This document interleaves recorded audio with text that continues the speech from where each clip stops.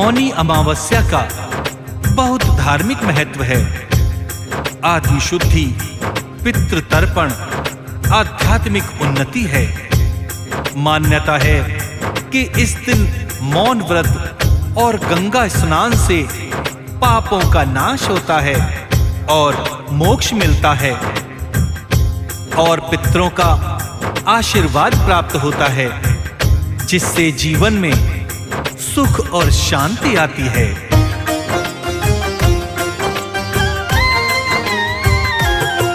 हम मौनी अमावस्या की तुमको कथा सुनाते हैं, पावन कथा सुनाते हैं। जो इस दिन दान करे उसके सब दुख मिट जाते हैं, हाँ दुख मिट जाते हैं। हम मौनी अमावस्या की तुमको कथा सुनाते हैं, पावन कथा सुनाते हैं। जो इस दिन दान करे उसके सब दुख मिट जाते हैं, सब दुख मिट जाते हैं। ये कथा है बड़ी महान, सुनकर होता कल्याण।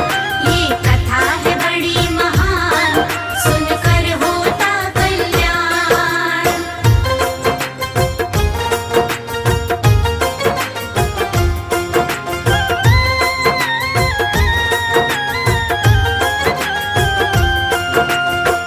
मौनी अमावस्या एक ऐसा दिन है जब भक्त शारीरिक और मानसिक रूप से स्वयं को पवित्र करते हैं और अपने पूर्वजों को सम्मान देते हैं तथा आध्यात्मिक उन्नति के लिए मौन और दान का मार्ग अपनाते हैं।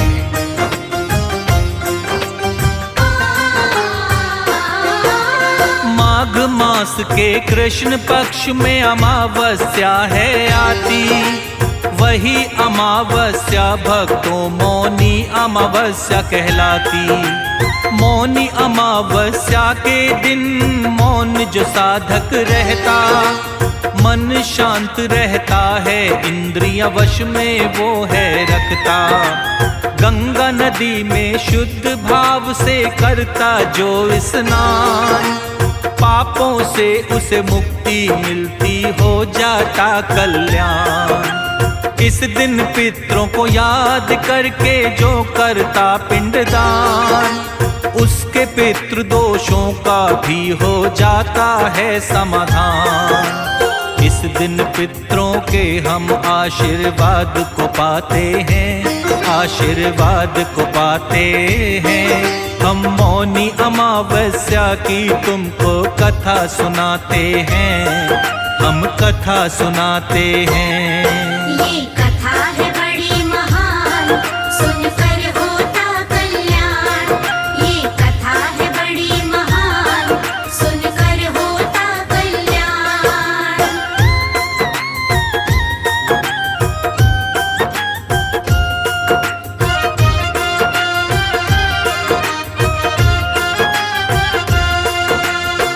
मौनी अमावस्या के दिन जो भी साधक मौन रहकर शुद्ध भाव से विष्णु जी की भक्ति करते हैं, उसे धन धान्य और सुख समृद्धि की प्राप्ति होती है।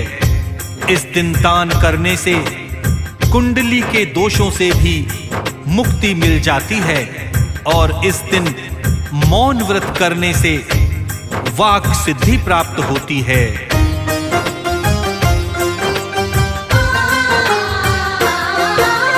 मौन रह के इस दिन जो करता विष्णु की भक्ति, धर्म अर्थ और काम मिले, पापों से होती मुक्ति। मौनी अमावस्या का रखता जो साधक उपवास, दूर सभी हो जाते संकट, मिट जाते संताप। कभी न घिर संकट से जो करता इस दिन है दान, ग्रह दोष मिट जाता है, पितृ पाते मोक्ष का धाम। सूर्य देव की तरह ही उसका बढ़ता सदा परताप। सूर्य देव का अर्घ्य लगाए कर मंत्रों का जाप। सूर्य देव उस पर अपना आशीष लुटाते हैं, आशीष लुटाते हैं। हम मौनी अमावस्या की तुमको कथा सुनाते हैं, हम कथा सुनाते हैं।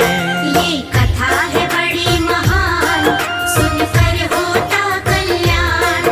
ये कथा है बड़ी महान, सुनकर होता कल्याण।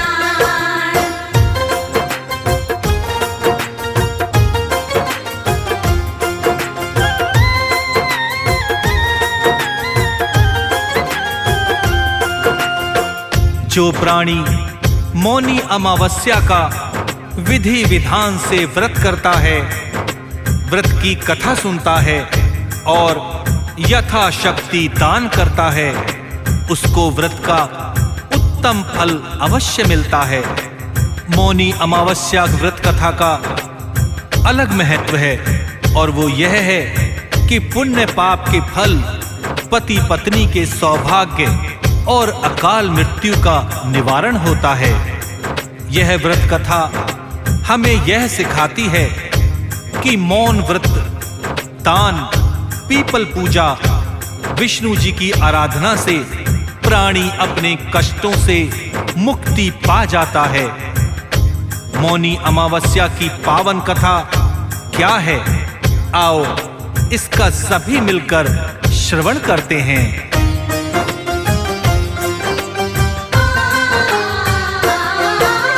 प्राचीन काल की बात है भक्तों, आओ तुम्हें बताएं। मौनी अमावस्या की कथा है, अपना ध्यान लगाएं।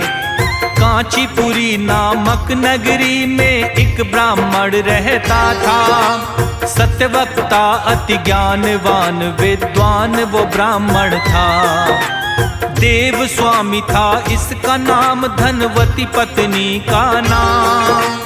एक पुत्री इन दोनों की थी, गुणवती जिसका नाम। देव स्वामी नामक ब्राह्मण के पुत्र थे भक्तों साथ। विवाह सभी का हो गया था सुयोग कन्याओं के साथ। लेकिन ब्राह्मण पुत्री का विवाह नहीं कर पाते हैं, हाँ नहीं कर पाते हैं। हम मौनी अमावस्या की तुमको कथा सुनाते हैं, हम कथा सुनाते हैं। ये कथा है बड़ी महान, सुनकर होता कल्याण। ये कथा है बड़ी महान, सुनकर होता कल्याण।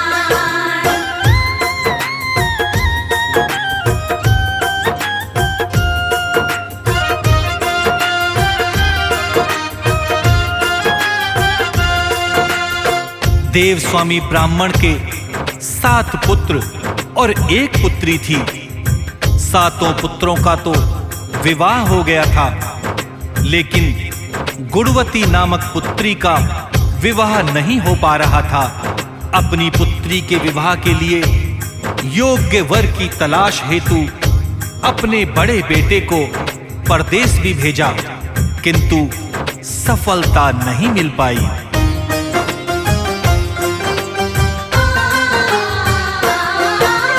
पुत्री के लिए कोई भी वर जब देव स्वामी नहीं पाया, पुत्री के विवाह की खातिर ब्राह्मण चिंता में आया। एक दिन एक ज्योतिषी के पास में ब्राह्मण आता है। अपनी पुत्री की कुंडली उसको दिखलाता है। नहीं हो रहा विवाह पुत्री का ज्योतिष महाराज। कुंडली देख के काका कारण बतलाओ मुझे आज। ज्योतिष के हाथों में ब्राह्मण ने कुंडली पकड़ाई। कुंडली देख के ज्योतिष की भी भक्तों भवें तन आई। ज्योतिष जी भी कुंडली देख के चकरा जाते हैं, वो चकरा जाते हैं। हम मौनी अमावस्या की तुमको कथा सुनाते हैं, हम कथा सुनाते हैं। ये कथा है बड़ी महान, सुनकर होता कल्याण।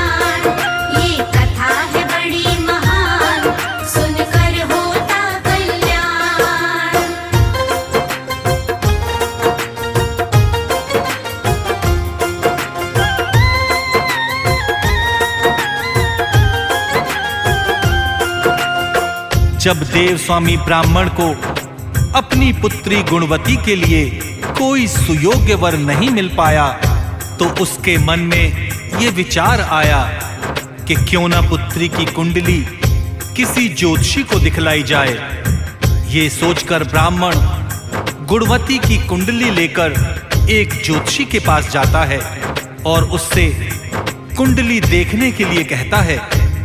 जैसे ही ज्योतिषी कुंडली देखता है वो भी घबरा जाता है और ब्राह्मण से कहता है,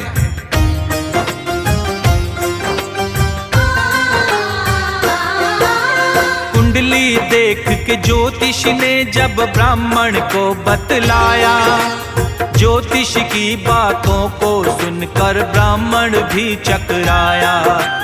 ज्योतिष बोला, कुंडली में तो दोष बड़ा है भारी, फेरों के समय ही विधवा हो जाएगी बेचारी। हाथ जोड़कर ब्राह्मण बोला, कोई उपाय बताएं, जिस उपाय को करने से निवारण इसका हो जाए। ज्योतिष ने तब ब्राह्मण को इसका उपाय बतलाया, कैसे निवारण करना है ब्राह्मण को सब समझाया।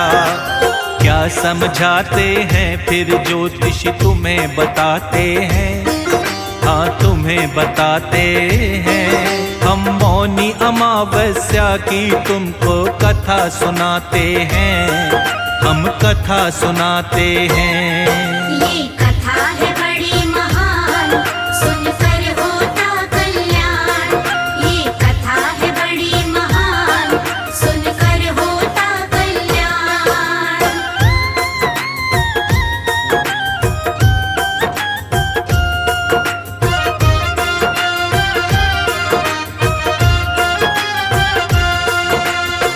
ज्योतिषी ने ब्राह्मण को जब बताया कि तुम्हारी पुत्री सप्तपदी होते होते ही विधवा हो जाएगी, तो ब्राह्मण इसका उपाय पूछता है। तब ज्योतिषी कहता है कि सिंघल द्वीप में सोना नाम की एक धोबिन रहती है, उसको अपने घर बुलवाओ, उसकी पूजा के द्वारा ही यह मृत्यु योग टल सकता है।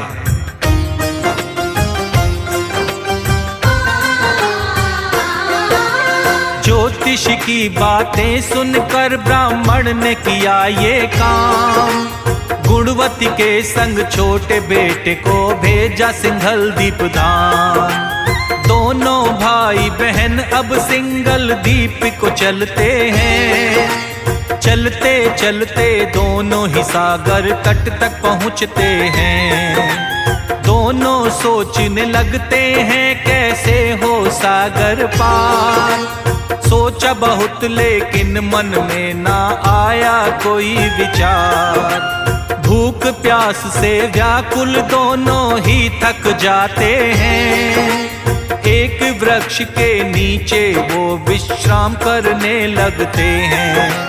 कैसे सागर पार हो आपस में बतलाते हैं, हाँ वो बतलाते हैं। हम मौनी अमावस्या की तुमको कथा सुनाते हैं, हम कथा सुनाते हैं। ये कथा है बड़ी महान, सुनकर होता कल्याण। ये कथा है बड़ी महान, सुनकर होता कल्याण।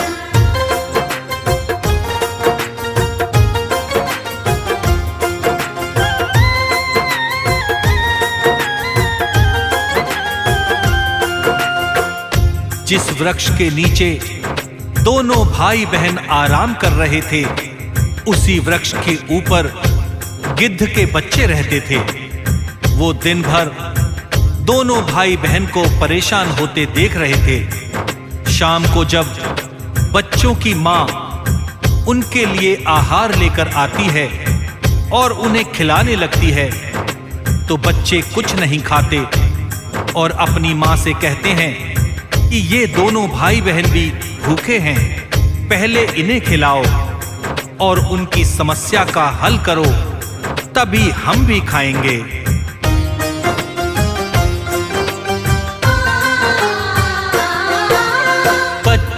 बातें सुन गिद्धनी आई इनके पास। आकर बोली जान ली मैंने तुम्हारे मन की बात। पहले भोजन कर लो तुम्हारी इच्छा पूरी करूंगी। सोमा के घर सागर पार मैं तुमको पहुंचा दूंगी। गिद्धन की बातें सुन करके हुआ इन्हें विश्वास। जल्दी पूरी हो जाएगी इनके मन की आस। हाथ जोड़कर दोनों ने फिर प्रेम से भोजन खाया। प्रातः होते ही गिद्धनी ने सोमा के घर पहुंचाया। रहने के लिए अब ये झोंपड़ी वन में बनाते हैं, हाँ वन में बनाते हैं। हम मौनी अमावस्या की तुमको कथा सुनाते हैं, हम कथा सुनाते हैं।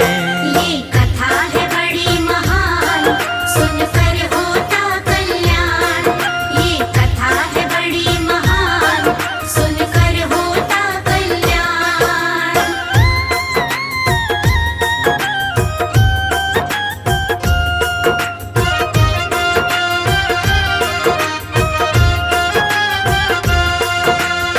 वे दोनों पास के ही वन में झोपड़ी बनाकर रहने लगते हैं।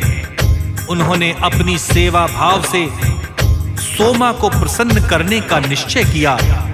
दोनों रोजाना सुबह अंधेरे में उठकर सोमा का घर झाड़कर लीपकर पोत दिया करते थे। सोमा को हर रोज इतने ढंग से अपना घर लिपा पुता देख बड़ा आश्चर्य होता था। सोमा ने अपनी बहू से पूछा तो बहू बोली, हमारे अलावा कोई तीसरा नहीं है, इसलिए हम ही करते हैं। किंतु सोमा को विश्वास नहीं हुआ।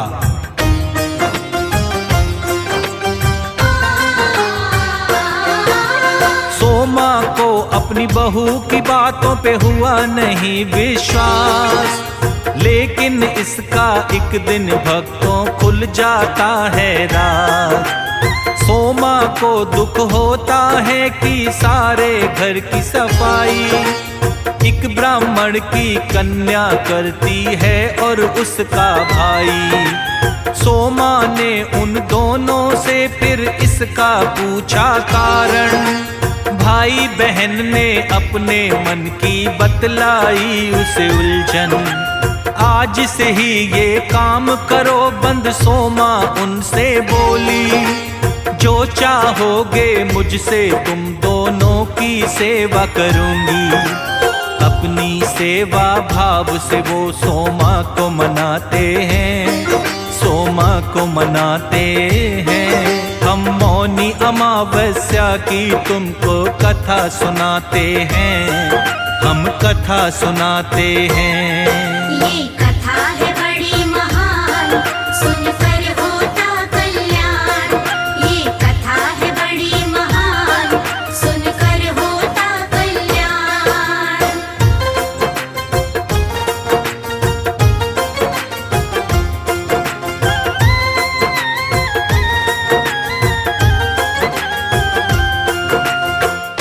सोमा उन दोनों के साथ चलने के लिए तैयार हो जाती है और अपनी बहू से कहती है कि यदि मेरे पीछे से किसी की मृत्यु हो जाए तो उसके शरीर को नष्ट मत करना।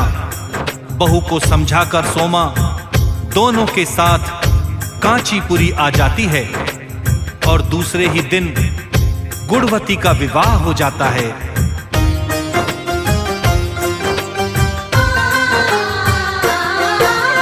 ब्राह्मण पुत्री गुणवती का अब विवाह हो गया था। सप्तपदी होते होते पति उसका मर गया था। अपने संचित पुण्यों का फल सोमा ने किया है दान।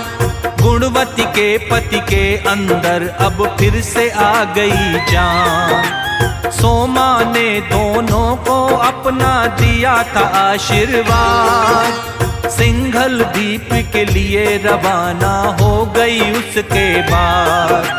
क्षीण हुए जब संचित पुण्य ये अनहोनी घटी थी। सोमा के पति पुत्र दामाद तीनों की मृत्यु हुई थी। निष्काम भाव से सेवा के फल व्यर्थ न जाते हैं, कभी व्यर्थ न जाते हैं। हम मौनी अमावस्या की तुमको कथा सुनाते हैं, हम कथा सुनाते हैं। ये कथा है बड़ी महान, सुनकर होता कल्याण। ये कथा है बड़ी महान, सुनकर होता कल्याण।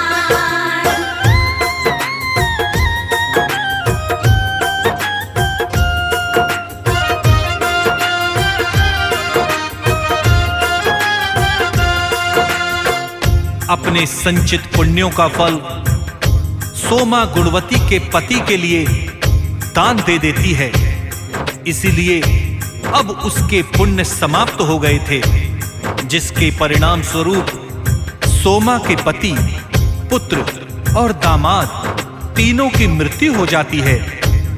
सोमा को जब इसकी सूचना मिलती है तो सोमा नए पुण्य अर्जित करने के लिए मार्ग में ही रुक जाती है और एक पीपल वृक्ष की छाया में विष्णु जी का पूजन करती है और पीपल वृक्ष की 108 परिक्रमा करने लगती है।